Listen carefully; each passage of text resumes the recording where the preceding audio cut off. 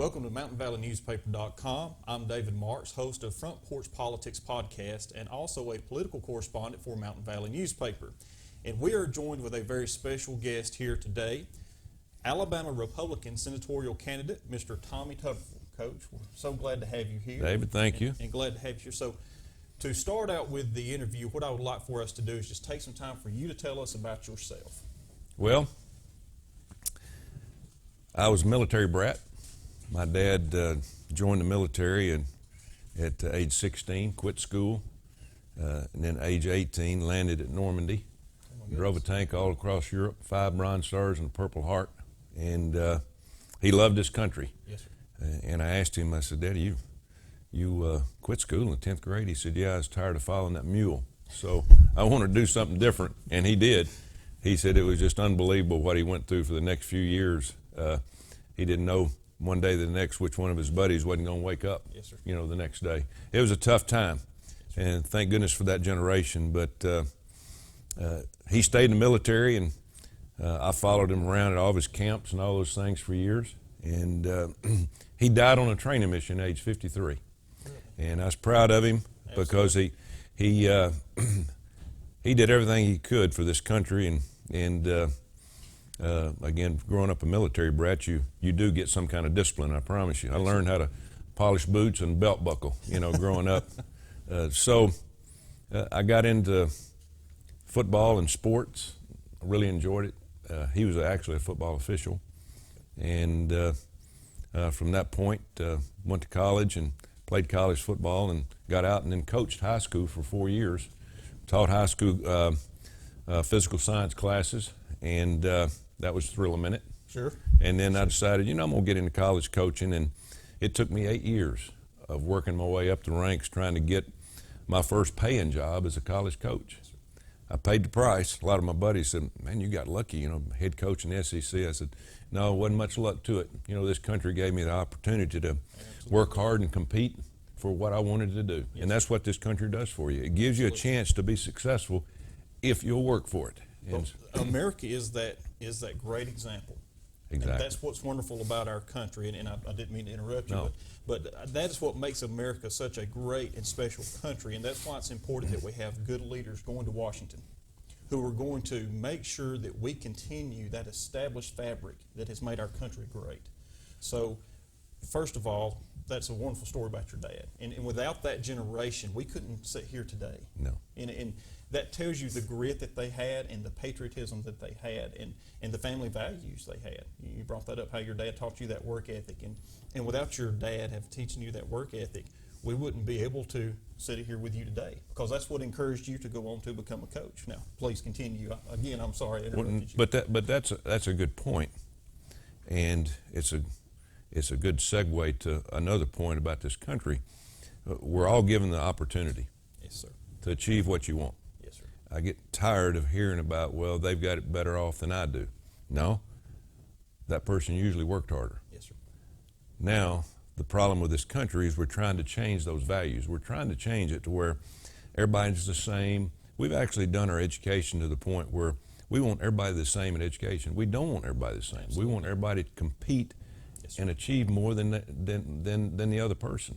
Yes, there shouldn't be a trophy for everybody. That's right. We're built on competition. That separates this country, the United States of America, from the rest of the world. Yes, sir. Everybody else pretty much has gone to socialistic ways. Live off the government, let somebody else take care of you. The problem, and one of the reasons that I'm running for this office, is I see us trying to go that same direction that a lot of the other countries are going. 40% of the people in this country get a paycheck from the government. If we get to 50%, it's going to be over with. Yes, sir. And we need to make changes. We need to put people back to work. We need to get back in the school systems and teach competition, work ethic, and moral values. Because if we don't do that, we're not going to make it. Yes, sir. And you brought up a great point about the socialism push in our country right now. We've seen trillion-dollar programs that are being introduced.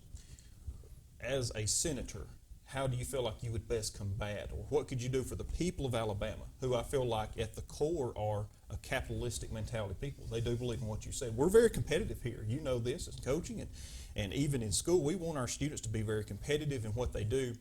As a senator, what could you do to help the people of Alabama to see and to feel the effects of capitalism works for you, socialism does not.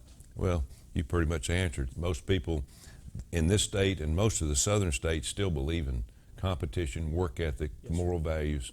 And I kind of correlate it back to, we're one of the few countries that has great team sports in our youth leagues, Yes, and then in our junior highs and our high schools. Yes, Those values are still taught. Yes, sir. And I truly believe, being in coaching for the last 40 years, that's one of the reasons this country is still holding on to those values of the work ethic, of capitalism, going out and earning what you get.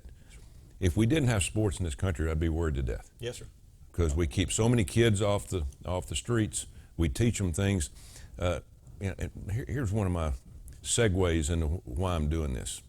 We've lost our values, but we've lost our fundamentals. And fundamentals in football, it's blocking, tackling, teaching people how to footwork, how to play with their eyes, see what's coming. In this country, we've lost God, family, and education.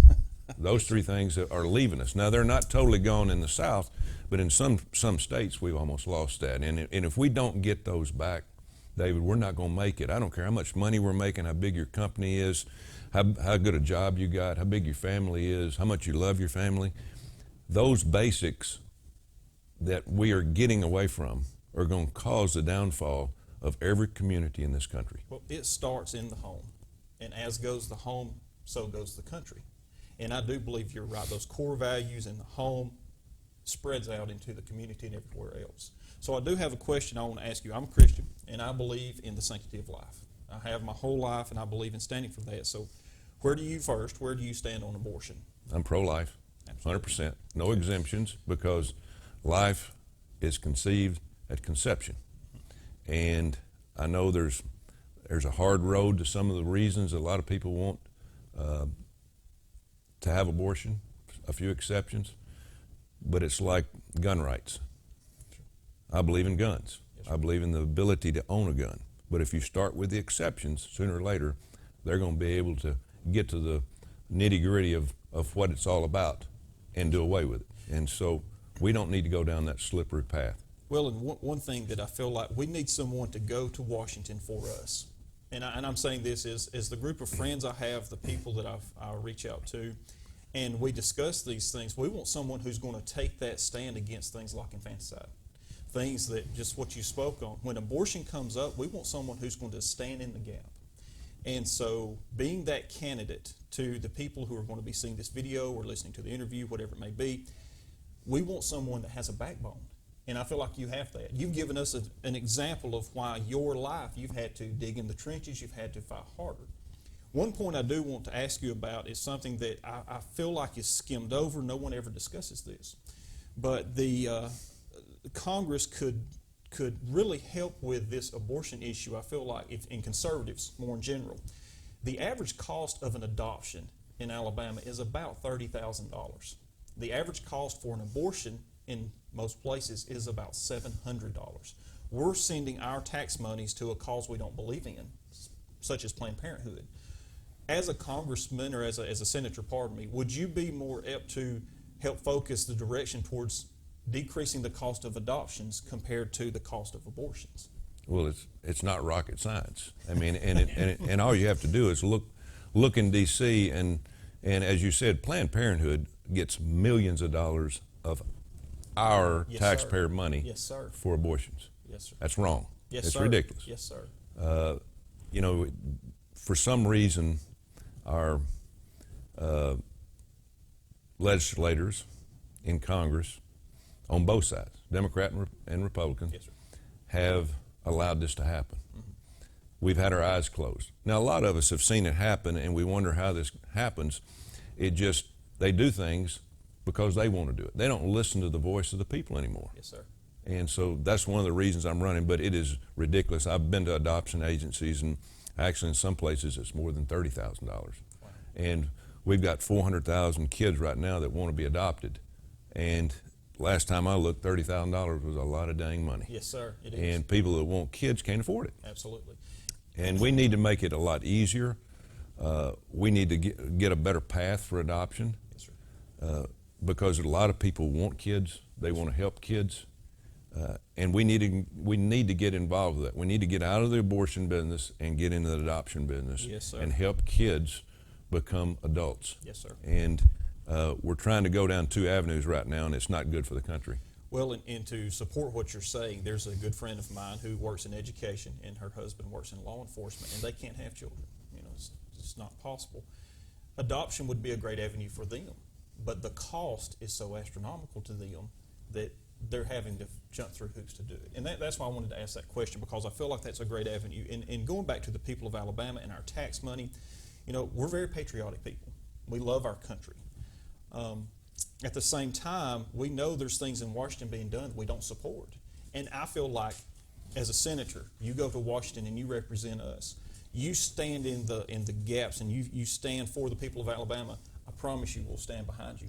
I promise you we'll be there behind you. That's one thing that I feel like we've seen a change in maybe how conservatives feel now. If you'll defend us, if you'll listen to what we're saying, we will stand behind you.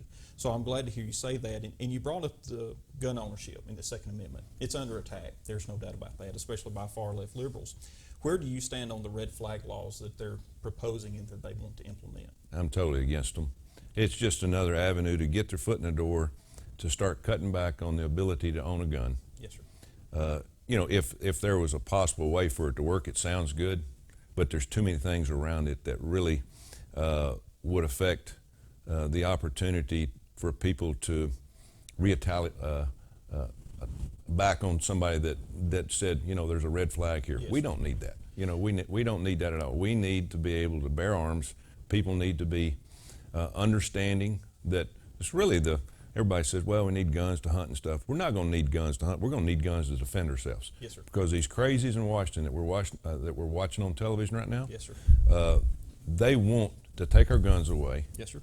Because they know if they can get that, we'll be just like the Venezuelans yes, over there, that they took theirs away 20 years ago, and now all of a sudden they're throwing rocks. Yes, sir. And that's not going to happen in this country. Well, and a lot of people use the defense of school safety. That's one of the things they always apply. And the last school shooting that took place in California was by a 16-year-old student. Well, by law, it was illegal for him to own that firearm anyway.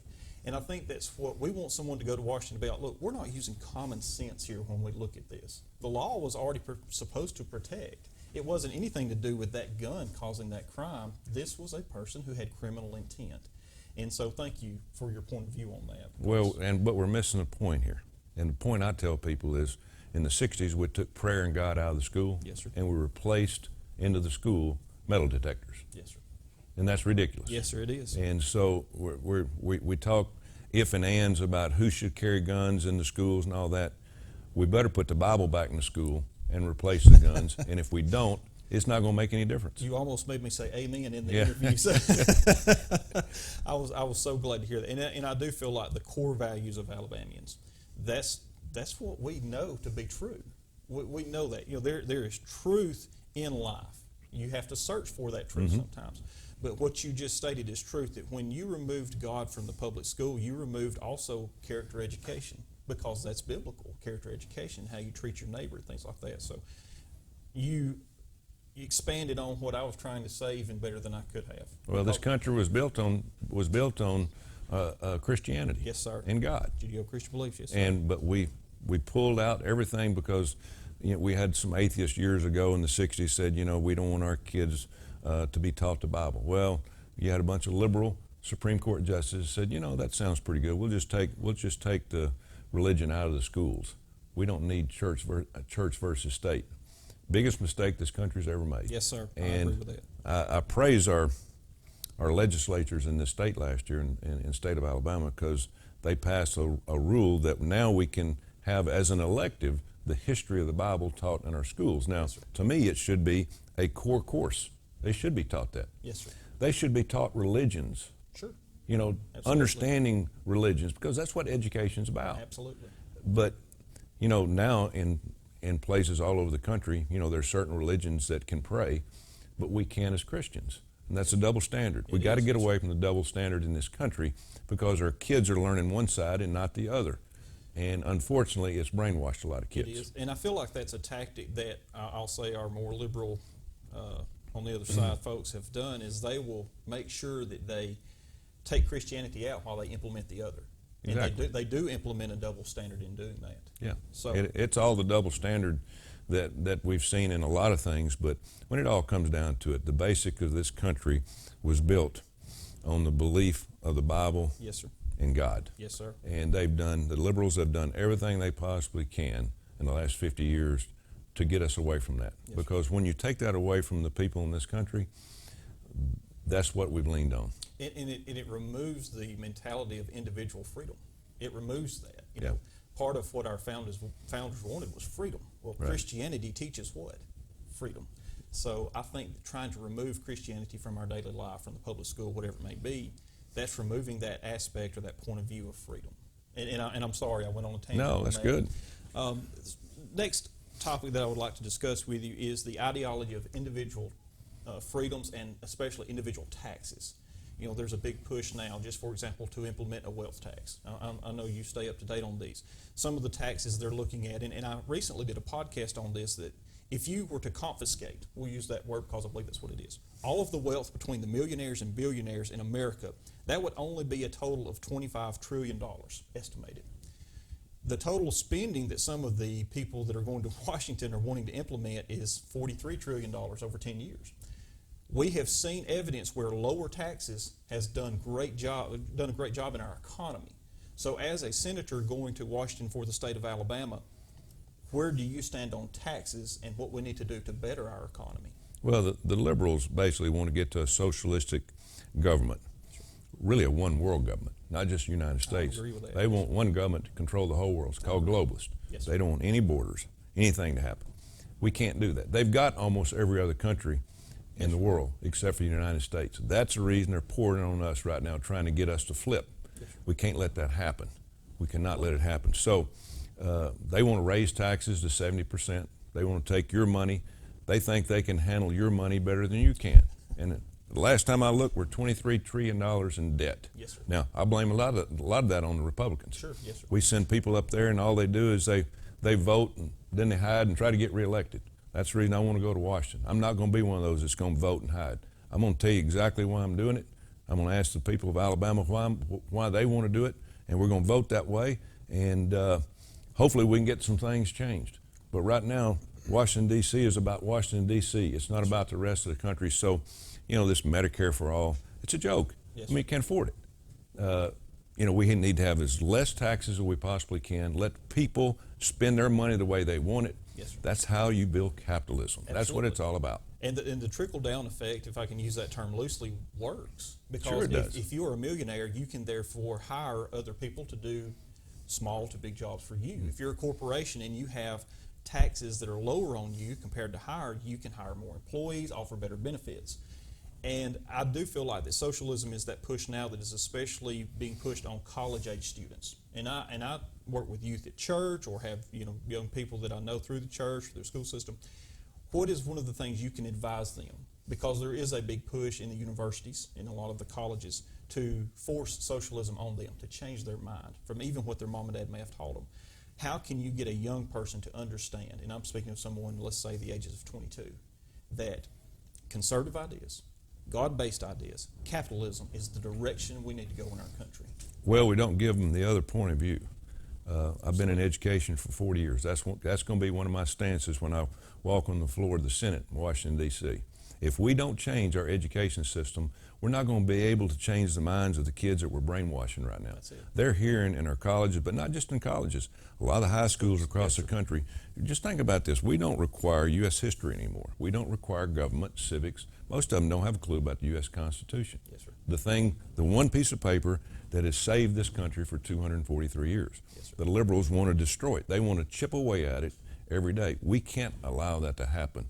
We have got to get our kids back on the track of learning and being taught things in the schools like we were taught. Yes, sir. To believe in making your own choices. Right now, it's all socialism in most of the colleges and some of the high schools. So we have got to give the alternative. President Trump is told, in understanding that now a conservative like you or I can't go on a college campus and speak to a group about capitalism and about the United States and the Constitution. You'll be booed, protested, and ran off campus. But if you're a liberal socialist, You get all of the time you want. You get a free pass.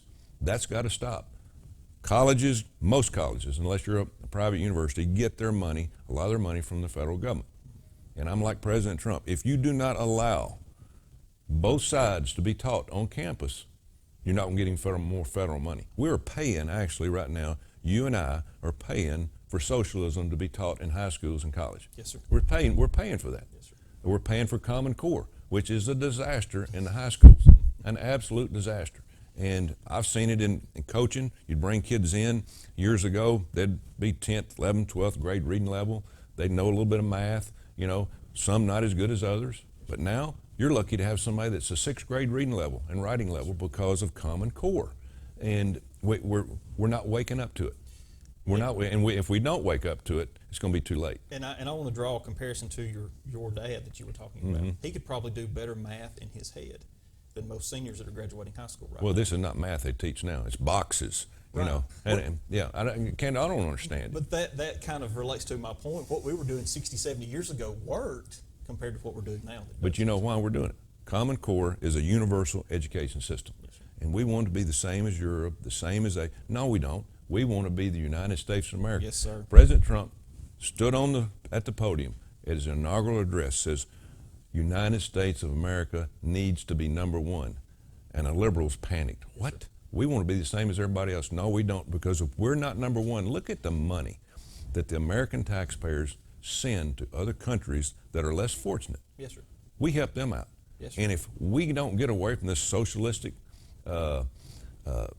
thoughts, we're not able to help other people. Absolutely. We're going to be able to barely help us. When again, right now, our politicians have run us in the ground. I don't know. We're going to have to make some huge decisions in the next 4 or 5 years. We've got to cut back on social programs. Yes, We've got to do everything we possibly can to balance that budget, because sooner or later we're going to hit the wall, and we're going to have the biggest recession and depression that we've ever seen. Yes, sir. And we can't allow that to happen. We've got to get control of our spending. Yes, sir. And I do agree with the controls of spending, and adding more trillions of dollars of spending to that doesn't solve that problem.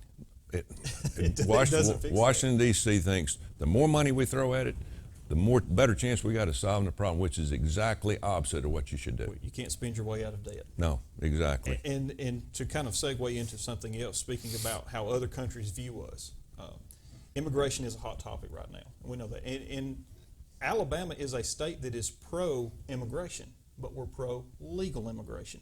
So tell me your ideas maybe on how we can strengthen our border. That is a big key issue. And implement immigration that's going to be accessible for those who may want to come here and be an American.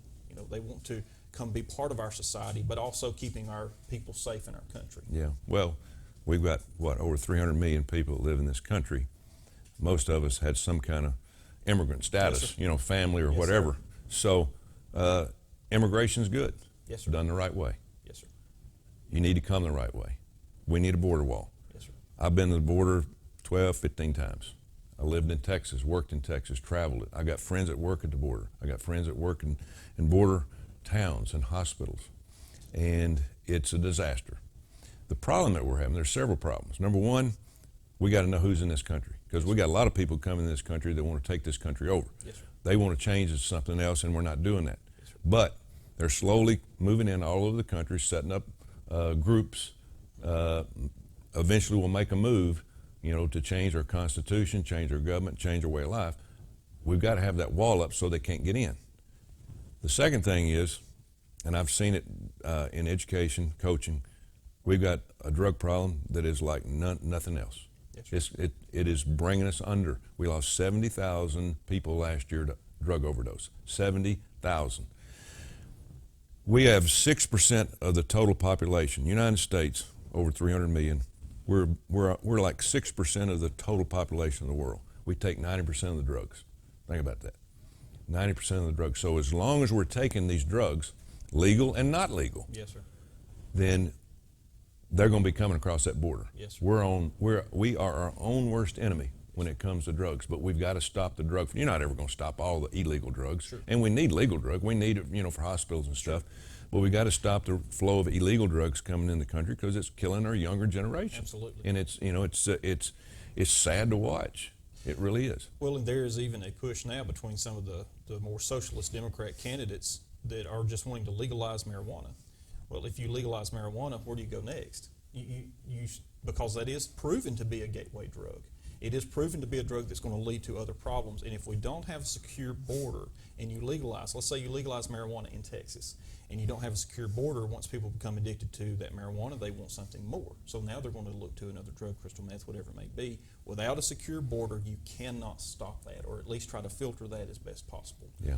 And on the point of view of knowing who's in our country, if you are here and something happens that's traumatic, let's say that there is a citizen who is hit in a head-on collision and we don't know the identification of that person, then there's no way that you can have justification or justice for what was taking place. So I'm an advocate for having documentation on those people. We want, like you said, immigration has been a great thing for our country. My forefathers, parents come to America. At the same time, they wanted to come here and become American. And they want to do it even in our state, want to be an Alabamian. We're very proud to be from here. Come the right way. Come the right way. You know, we have 400,000 people in India, 400,000, that are educated, well-trained, that want to come here. They want to be Americans, that want to get into our system, that could help because they have skills. Yes, sir. 400,000. And we can't let them in because we're being overrun by illegal immigration. Yes. Most have no education, can't speak English. They can only do a few things. And it's cost us billions of dollars in terms of health care. Yes, sir. And all the things that go along with it.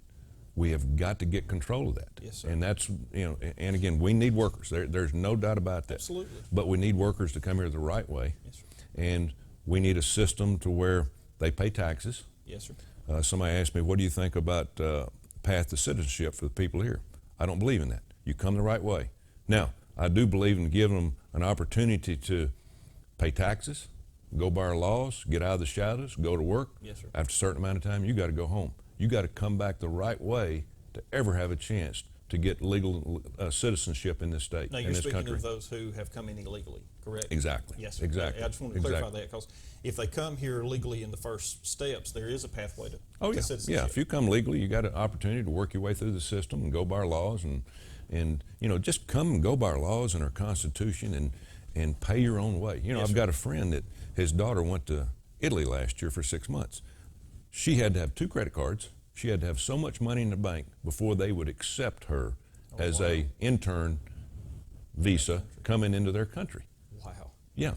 What do? Come on over here. We'll pay you health care. We'll buy you food. We'll give you a place to stay. We'll educate you. And you're still not a citizen. Yes, sir. It's unbelievable. Yes, I mean, we've got everything backwards, but it all goes back to one thing. The liberals want to choke down our system. Yes, sir. They want to force us to go into a system where the government takes care of everybody. Yes, they want the power and the money. It's all about power that's and what greed. it's about. Yes, sir. That's what it's all about. We're not going to allow that to happen. But we better have people start opening their eyes up to the people in D.C. And again, I don't need this job. I want this job. I want to go to Washington, D.C. and put my experience on the line. People ask me, Coach, what makes you qualified to be a senator? Because I've had a job. I've actually been out there, been in the homes, businesses, the schools, all over this country and seen the problems. If you don't know a problem, you can't fix it. That's exactly We have right. got problems that 90% of these senators and congressmen up there don't have a clue going on. That's exactly Because all they do is sit behind a desk, get their news from a newspaper or television, and then they try to make a judgment instead of really going out into the real world and understanding the problems that we have in this country. We are flooded with problems, and we have no solutions because they don't want to address it because they want to get reelected. Well, and that brings up a point that I would like to ask you as we wind into the end of this interview is, how can people reach out to you? Tell us the websites, the media platforms, how they can reach you in your campaign. Yeah, I've got, of course, my Facebook, Twitter, all that is on my account, TommyForSenate.com. You can go and pull it up, read about what I believe in. You can hear interviews. You can get on all my pages, find out the information, and go in and make suggestions. We even have a store there. You can buy a sign, you can buy a bumper sticker, a hat, shirt, all those things. But things are starting to ramp up. I've been doing this for 9 months. I've been all over the state many times already, shaking hands, talking to people, telling them why I'm doing it, why I want to go represent them. I'm not taking a salary. My money goes back to the veterans of the state of Alabama. That's what it ought to be. That is I mean, if wonderful. you serve as a public servant in Washington, D.C., go spend a few days a week, then come back home to your regular job. Yes, sir. We've gotten away from public service. Yes, it's all about what can we do for them up there in Congress. We let them vote for their best insurance in the world, their pension, the salary, raises, and all that. We've gotten totally away from being a public servant. I want to be a public servant. And you stating that is like a breath of fresh air to a conservative person in rural Alabama who works in education, whose wife works in education, just someone who believes in the core values of America. What you just said was why I would support you as a senatorial candidate, because you believe in the core values I do. But more than that, who are you really going to Washington to work for? Not for yourself. No. You're not going up there for your own glory or to make yourself millions of dollars through finding insider information on buying stocks or whatever it may be. You're going up there for the people of Alabama. I voted for Donald Trump for 2 reasons. He's a patriot, and he doesn't need their money. And that's exactly why he's up there. That's why Congress doesn't like him, Republican and Democrat, because he doesn't play their game. He's doing it for you and me and the American people, and they hate him for it. Every day they're trying to get him out of that office, Republican and Democrat. Now, not all Republicans. He's got some on both sides or on his side. But most of them have been up there. Hey, they don't like the things he's changing, and we need him to continue to change. We need to get him 4 more years. I want to go and take that stick out of his hand for the next 4 years and give him a baseball bat and let him start swinging it, because we need that kind of leadership now, because we're in a huge, huge hole right now. Well, a Drain the Swamp was part of the big campaign push for President Trump, and they have shown exactly what he was saying they were. When he was calling them the swamp and everything that's taken place with the impeachment and with all of the Mueller stuff, they have shown to be the swamp. And they've come out of their holes, and they've looked up, and everybody's going, look, the FBI, I mean, they're bought and paid for. CIA. It is unbelievable. We've let the bureaucrats run this country. They hadn't been elected. They just got a job. Sure. And they do more up there than make more decisions than are elected officials, and that's wrong. Well, as we take maybe the last minute, any other information you would like to give us, Coach? I've had a blast in this interview. It's been wonderful. But any other information you'd like to share with the people who may be watching this video? Well, the big thing is we've got to get back to basics of this country, and we seem to get away from it. But it all goes back to a couple of things we talked about. Family has been destroyed. Yes, sir. And I tell people this: if you watch any football game, half the kids have one or no parent on both teams, and it's not any certain part of the country. It's just the way it's done. And back in the '60s, we told the father of a lot of the family, "You leave, we'll send the family a government check." They want more and more of that. They want more people to be on a government check. We got to get them off a government check. We got to get them back to work. We got to teach them moral values, and we got to get that incentive of being successful. I mean, and again, it all goes back. The key to freedom, the secret to freedom, is education. We've got to educate our kids. They got to understand capitalism. Yes, they got to understand religion. Yes, They've got to understand work ethic, and you get what you put into it, not what somebody's going to give you. Yes, sir. And right now we're being fought at every angle by the liberal Democrats. Yes, sir. And that's the reason we got to run Doug Jones out of Washington, D.C., put a R Christian Republican in that seat that will help Donald Trump. Yes, sir. And not go up there and fight Donald Trump. I agree with that. And folks, you've heard all the questions that you may want to ask. You've heard the questions that you may be looking for in this video. Please be sure to go to TommyForSenate.com. TommyForSenate.com. Hopefully future Republican Senator for the state of Alabama, Tommy Tuberville. And be sure to check out MountainValleyNewspaper.com for all the other information. Coach, thank you. Thank you. Thank you. Thank you for watching this special MountainValleyNewspaper.com interview with Republican U.S. Senatorial candidate Tommy Tuberville. Be sure to check out Mr. Tuberville's website at TommyForSenate.com and check out Mountain Valley Newspaper at MountainValleyNewspaper.com.